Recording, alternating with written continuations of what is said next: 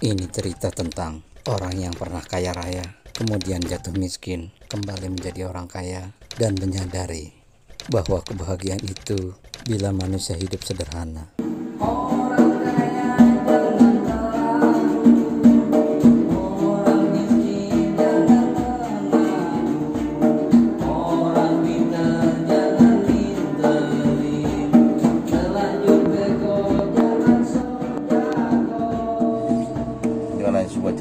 Ini bingung nih mau nanyanya dari mana ya? Asal muasalnya sampai itu terdampar di sini. Kita begini dari orang nih, kaya, sini. dari orang kaya. Sombong amat. Jadi mengenal lebih kaya lagi. Kalau dunia yang kita hidup. Tar dulu. Sorry ya dipotongin. Enggak apa-apa kan kalau kita potong-potong. Aku demen yang begini. Kalau saya gak ngerti, orang tua saya, bu saya bilang, babi saya masih hidup. No, hidup mah jangan dunia mulu. Cakep. Ya, dia mah dari kubur, bukan minta maupun gede maupun kali, begitu bahasanya, bu ingat betul. Terus mungkin awal muasal pertanyaannya, Assalamualaikum dulu dong, dari mana makan berkambilkum. Lagi punya, coba. Assalamualaikum warahmatullahi wabarakatuh pemirsa. Nih kita berkunjung ke tempatnya Bang Amsori nih, yang kita udah tahu beliau itu kan udah punya sertifikasi ya yang namanya Jati Amsori kan. Insya Allah Bang, kalau itu diakuin, yang sorry ini kita langsung aja nggak usah pakai intro-introan. Itu kok sampai tuh dapat sertifikasinya pohon jati itu apa bedanya sama jati-jati yang lain, dari batangnya atau dari akarnya apa dari mana itu yang membedakan jati sama? Ya semua bibit itu sama aja sebetulnya, tapi ada manusia gak ada beda, ada tinggi ada kecil, sama pohon pun begitu. Karena zaman sekarang zaman teknologi, zaman canggih, ada yang disebutnya sekarang semiobiotroph, perubahan genetik dan sebagainya. Intinya pada dasarnya ya kalau akar itu perbandingan dengan bibit yang ada lebih cepat. Untuk kualitas tergantung usianya, mau bibit biasa maupun yang bibit tahun tergantung kualitas usia tanamnya. Tanamnya lama ya hasilnya ya kayaknya pun lebih bagus gitu. Katanya yang daun 3 apa gimana itu? Daun 3 ada, tapi sementara itu kita belum keluarkan dulu. Itu kan memang intinya apa? Harus benar-benar safety ke labnya gitu loh. Jadi kalau Bapak mau pesan ya kami siapkan. Berarti jati itu ada kelas-kelasnya ya? Ada kelasnya. Yang Nah, jadi itu banyak, ada jati Jun, JPP, Myanmar, jati Genja. Oleh ini namanya Jati Amsori. Gitu. Terus abang mau nanya apa? Mau beli apa mau ngajak ribut ke tempat aneh? Yang bayar teman sekarang mah. Kalau yang utang bayar teori. Kalau dari nanamnya itu apakah dia khusus atau dia sama seperti pohon-pohon yang lain, dia yang penting pasang bibit tumbuh gitu kan, atau gimana? Ya tetap setiap kita ingin menghasilkan tanaman yang baik ya harus kita pola. Kita ibarat idealnya jarak tanam 3,5 meter atau 3 meter. Kita siapkan media tanam, sebelum tanam kita siapkan 1 minggu 2 minggu. Setelah itu baru kita masukkan benih. Dari tanahnya apa tanah kita itu harus milih? Harus tanah jenis ini? Tidak, kalau untuk jati itu dia sangat netral kemana saja. Apalagi kembali kepada habitatnya lebih bagus, tanah kapur. Karena tanaman jati itu tanaman keras, dia tidak manja seperti tanaman yang lain.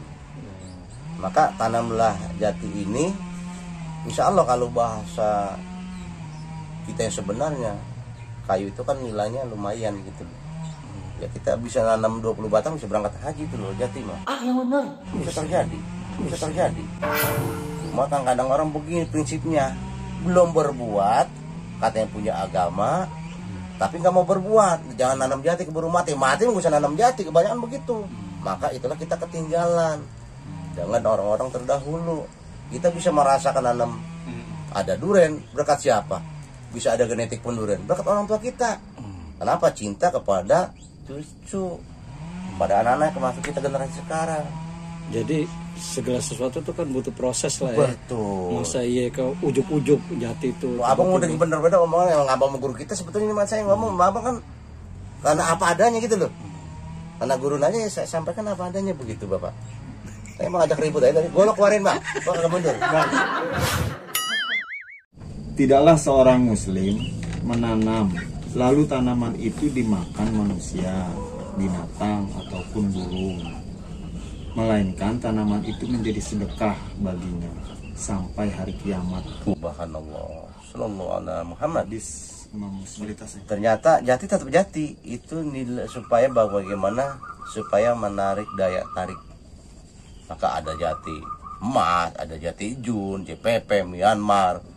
Sebetulnya jati tetap jati, cuma bagaimana daya saing. Itu kan pemikiran para ahli. Umpama ciki dibikin apa chicken, jadi kan daya tarik itu daya jual. Itulah seorang para pakar ahli bisnis seperti itu. Namanya sih fried chicken, padahal sih ayam goreng juga. Ayam goreng. Dasarnya mau tanah jati kualitasnya berbeda-beda betul, tapi usia tua sama aja. Karena kan sekarang dipaksakan. Mana ada usia tua jati sekarang nggak ada kayu.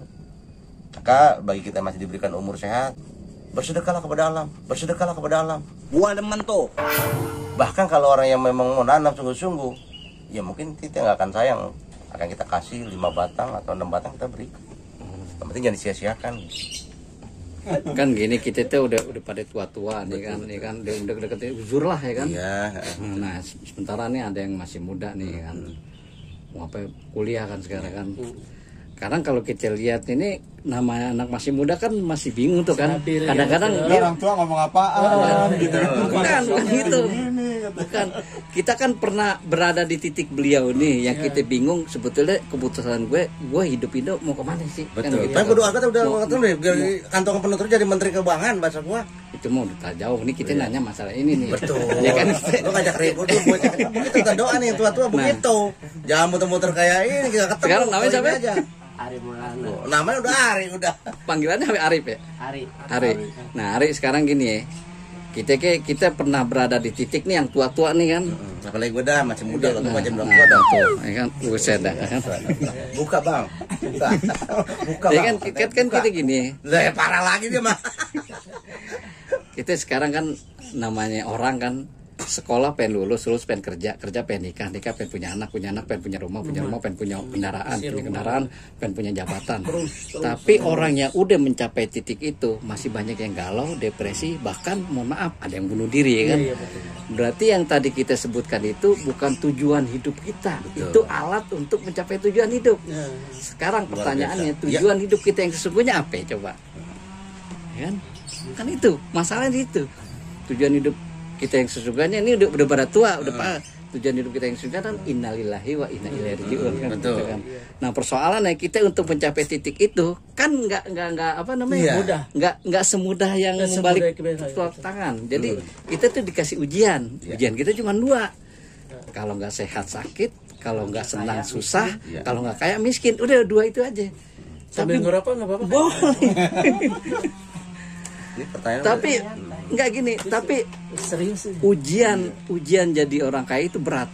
Kan kita kan tujuannya pengen dapat ridha Allah, pengen masuk surga kan gitu. Kita pengennya ujian yang paling ringan kan gitu. Ternyata ujian yang paling ringan itu mohon maaf jadi orang susah.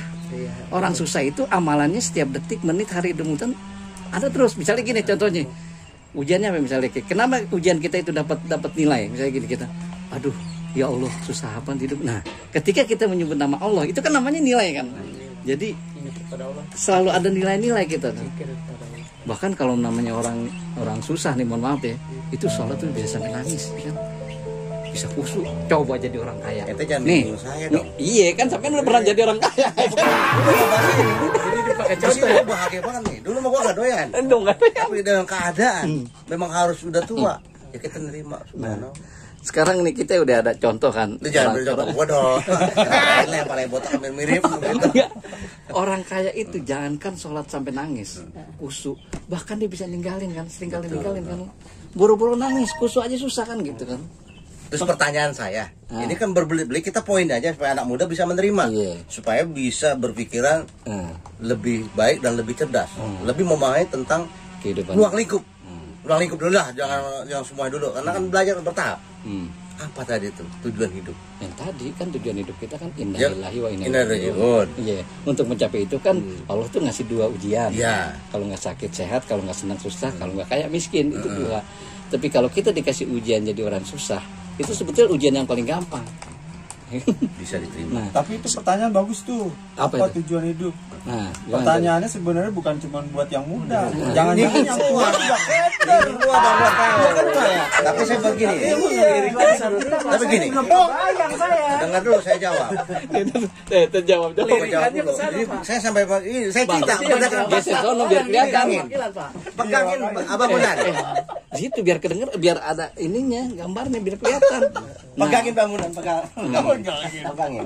Pada saat begini, saya di kebun nih. Ah, Cuma saya berkata, ya Allah, kalau memang saya salah, tunjukilah kesalahan saya. Kalau memang saya benar, ya Allah, jadikanlah saya punya teman yang sahabat yang mengerti. Walaupun saya di saung, maksudnya di kebun, ada teman saya yang mencari. tar dulu, saya potong nih. Iya, iya, Ini iya. di saung nih, Iya, di saung. seperti itu. Itu pada saat berpikir seperti itu, apakah dalam keadaan kaya, apa lagi jatuh? Karena lagi belangsak bang. Kalau saya baru kenal dia itu juga nggak kenal. Sekarang gue yang telepon dia, sehat bang gitu. Biar saya gue dapat rokok gitu loh. Tapi nggak seperti itu juga. Tapi alhamdulillah sahabat saya. Gitu loh. Terus gimana tadi ngelanjutin tuh? Udah lupa lagi gue dah. Bisa pulang. Potong kalau dia ngomong. Masalah habis dipotong pulang. Sama Pak.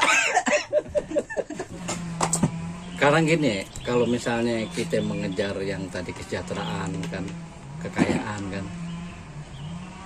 Dulu kita belum punya motor, udah punya motor senang. Sekarang punya motor biasa-biasa aja tuh. Belum punya mobil, udah punya mobil senang. Sekarang biasa-biasa aja. Jadi kalau orang yang dari gunung suruh makan hoka-hoka bento, kenikmatan dia makan, kita udah nggak kayak dia lagi tuh. Bagi kita hoka-hoka bento biasa aja tuh. Kita udah nggak bisa kayak dia nikmatnya, ya kan? Jadi semakin sejahtera seseorang, semakin berkurang kenikmatannya. Karena kenikmatan itu berkurang, jadi manusia itu nggak pernah puas. Biar kata gajinya miliaran, masih aja koruptor, ya kan? Masih aja korupsi, itu enggak. Kalau ini begini, bang emang. Nah ini jadi pengalaman sebagai orang kaya kalau kita ada dengerin begini, ini. Bang. Jadi gue mah dibilang kaya, memang kaya kan macam-macam. Gue mah kaya hati. Gue kenal Kentucky aja di Jakarta. Tapi perut gue malah mules. Tuh, gue singkong rebus. Iya, tapi sama tuh kan. Terus gua ada makanan yang katanya Jepang tuh yang pakai Tokwen. bukan yang ada melar begitu. Bukan mulas. Nah, kita pernah nih waktu saya presentasi di Sarawako itu jadi tamu kehormatan VIP bahasanya. Di situ kan bahasanya orang Nigeria, termasuk orang luar tuh para petingginya. Berarti sampai ngomong ada penerjemahnya lah ya. Ada hidangan silakan untuk yang tidak biasa makan buah. Ada siapa nasi goreng. Nah karena teman saya itu karena dia menjaga gengsinya, kan orang itu makannya bule buah dulu, makan buah yang enak. Cor, mendingan gua nasi goreng, sehat gua. Jadi di hotel mewah itu Bukan hotel, itu di perusahaan besar. iya perusahaan bukan hotel. besar, makanan udah berlimpah tuh, Iya. mahal-mahal, malah pesan nasi goreng ya kan. Nasi udah disiapkan untuk orang Indonesia yang suka nasi yang buah-buah di perusahaan orang Nigeria itu. Kanada di perusahaan biji nikel itu. Iya. Maka dasarnya memang kita orang kampung, jangan melupakan kampung kita. Abang jauh-jauh dari sini nanti kita bekalin pohon jati, tanam mau pinggir kali mau dapat. Saya ibadah gitu loh. Jadi kita ngomong lagi ke Ari ini yang Nah, muda, yang nih. muda harus kita mungkin berikan. yang tua juga bisa kenal lah ya kan. Betul. Tapi jangan kita geser. Bung, Ini kan main sebagai mulu sih. sebagai proyek percontohan sebagai orang yang pernah kaya. ya kan? Jadi kalau yang dicari manusia itu kan tadi yang tadi saya sebutkan kan udah sekolah, dia kan udah kerja, udah punya jabatan. Ternyata nggak bisa bikin kita tentram dan bahagia. Ternyata kita bisa tentram dan bahagia itu, manusia itu nggak bakal dapat itu kecuali kita dekat sama Allah Subhanahu Wa Taala.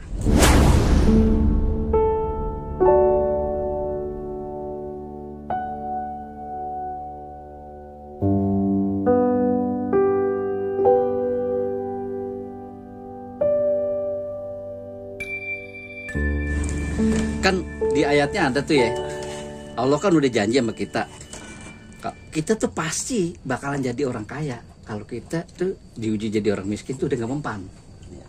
A'udzubillahi minasyaitonirrajim. La in sakartum la azidanakum.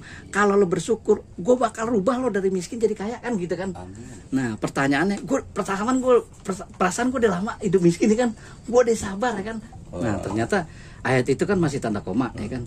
La in sakartum la azidanakum. Apabila kamu bersyukur maka gue rubah lo jadi orang kaya. Pertanyaannya, gue udah lama jadi orang miskin tapi gue gak kaya-kaya. Ternyata wala in kafartum inna fi adzabil sadid. Lo dalam keadaan miskin aja masih berani berbuat dosa. Gimana jadi orang kaya? Ya kan? Mana buktinya jadi orang kaya itu bakal lupa?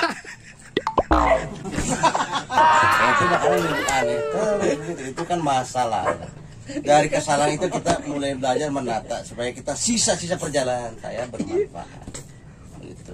Iya, untung aja. Iya, Den. Golok lu siapin, mau ngajak ribut aja ini. Saya. Ini nyogok ini kerjaan berantem ini.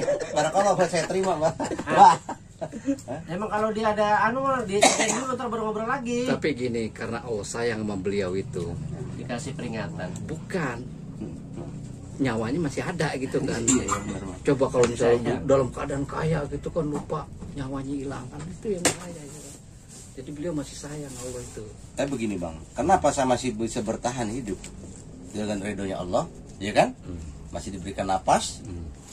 Maka dikatakan likuli syai'in sababa tadi dengan sabab napas. Berarti kan ada yang memelihara. Ya kan? Dan kita harus yakin memang kaya.